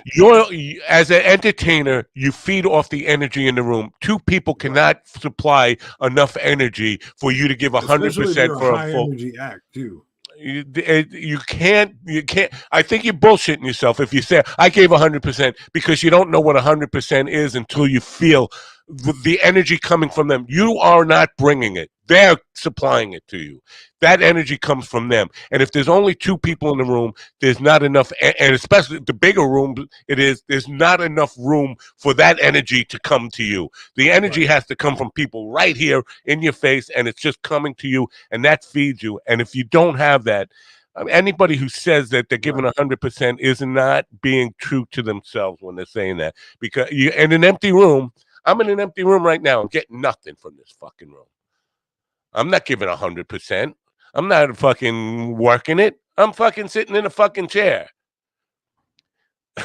That's what I mean. I mean, you can tell you I always give myself. That's a show business adage, but it's a bullshit adage. And you got to stop bullshitting ourselves. That's not 100%. 100% is when you are not in the moment. You're not thinking. It's just coming natural. They are giving it to you, and you are living that. You become one living organism. The room becomes one living organism. 2 people sitting there going,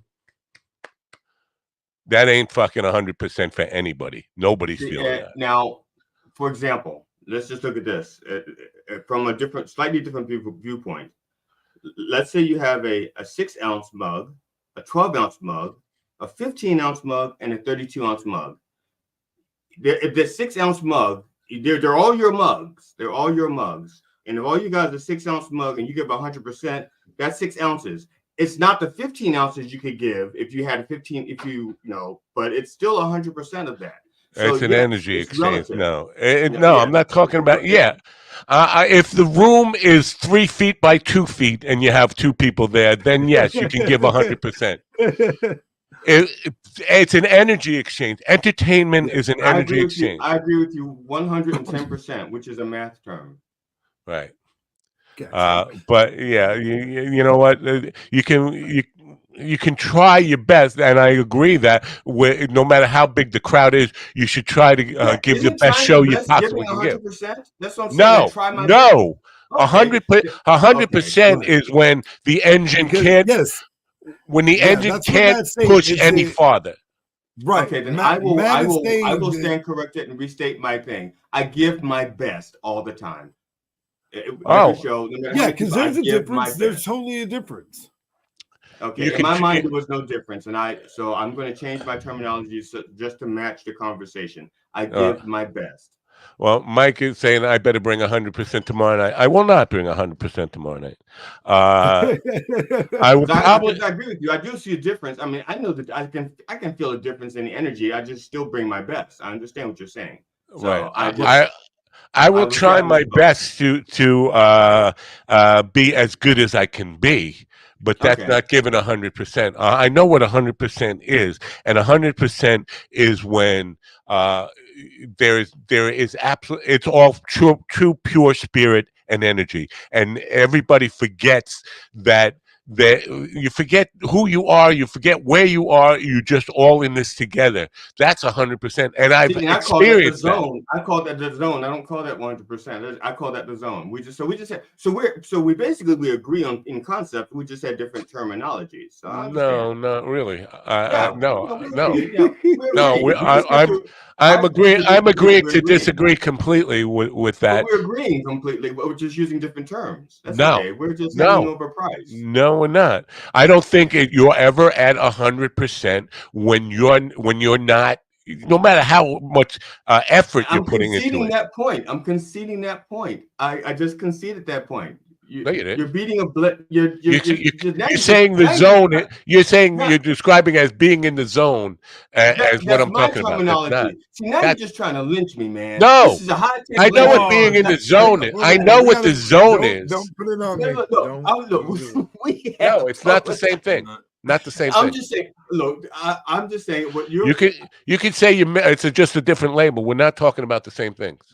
It'll be like if you said hotcakes and I said pancakes, and it turns out that we're talking about the same thing. We're not talking about the same thing. We're talking about the same thing. No, we're not. Yeah, we are. No. Yeah, we are. Yeah, we are. Yes, right. We're agreeing. We just disagree. All right. So anyway. Oh my God. Oh my God. Hi Matt, how you doing? I'm doing okay. I'm in the zone. I'm in the zone. Did you see that President Beanflicker is going to be at Billy Wayne Davis tomorrow night? Or tonight? Tonight she's. This is talk about. I'm not going to say anything bad. I like Billy Wayne. Oh, okay. It's very funny. He's a guy who believes it. He's a guy who believes his own press. Okay. He's a guy who comedian. Yeah, I thought so. Yeah. No, he's very funny. Okay. But I'm trying not to be negative here. I'm trying really hard not to be negative. I guess there's something I don't know. I'm sorry, I didn't. Because I've been, I've been burnt a little bit by supporting Billy. And listen, I paid for 20 people to go see him in Brooklyn. And only 2 people went to see him, me and Mikey. And the other people didn't even bother showing up. And it was a room, he's touring. It comes to Brooklyn. Man. And the room had 14 people in it, including me and Mikey. And that's fine. I understand everybody can do that. But then to come off like with believing your own presence. He's a great comic too. Yeah, but to actually talk about yourself in terms of on the same level as the biggest people doing specials and all that kind of stuff, And when that happens, it kind of like, who are you kidding? Are you kidding me or are you kidding yourself? Because I've been to 3 of your shows now and never had more than 10 people, 15 people in a room. And if that keeps, and you keep bragging about how good you are, well, how come people don't notice except you? It's really, it's one of those things where it gets to you after a while. You just hear people just talking about how great they are, how great they are. And there's plenty of musicians here on Long Island who do this all the time. They have this, and they put out this press, talk about how great they are. They have these social media pages where they just talk about how killer they are. You go to their shows and there's 10 people there. And it's like, you know what? If you were as great as you say you are, there'd be more than 10 people there. This is a major metropolitan area. If you're that great, people will be coming out. I'll be curious to see. It's a small hole in the wall bar place. I hope the seats are filled all the time. I do too. I hope Billy sells that place out. Small hole in the wall. If you can't sell out a hole in the wall bar, you got to stop bragging. You got to stop bragging. I'm sorry. I'm on a kick here today, but this whole thing about people believing in their own press, and so and it started are with you feeling better? that Are you feeling better now? Did all that like help break up the mucus and you're like a little less mucusy? Is that helping? Yeah. Well, you know what? The NyQuil helps with that, but I coughed my brains out last night, and that helped because I spent like 3 hours coughing up. And then I woke up this morning and the cough was kind of gone. So I think it helps to beat the shit out of yourself. Absolutely. But no, getting angry at it and getting passionate about something, that doesn't really help. No, but it seems like like the wind and the air and everything just like pushes the phlegm up a little bit. No. Like a fur ball. No, I believe me. As soon as this is over, I'm going to be blowing my nose and spitting up and all that kind of stuff. Trying to. Can we watch? Tomorrow is Mike's birthday, and I have time to get him a gift. Now he insulted you. What? He insulted both you two Do you guys. watch that Dr. Pimple Popper shit too, bro? Dr. Pimple Popper? I watch it sometimes with my wife. What is that? Really, Dr. Pimple Popper. Dr. Pimple Popper. That's a Seinfeld reference? You said you were going to be spitting up phlegm and stuff, and he's like, can we watch? And I'm like, you probably watch that Dr. Pimple Popper shit too if you want to see him hack. It's difficult for me to watch because I'm somewhat empathetic. I'm somewhat empathetic, and I think that I feel what they're feeling when I'm watching it sometimes. All right, one more time on the guys who believe their own press. Adam Ferrara is at Governor's tonight. I was a fan of Adam Ferrara, and I've asked him to be on the show. Familiar? Is he like a comedian also? Yes, he is. He was on The Job, Dennis Leary's show, The Job, with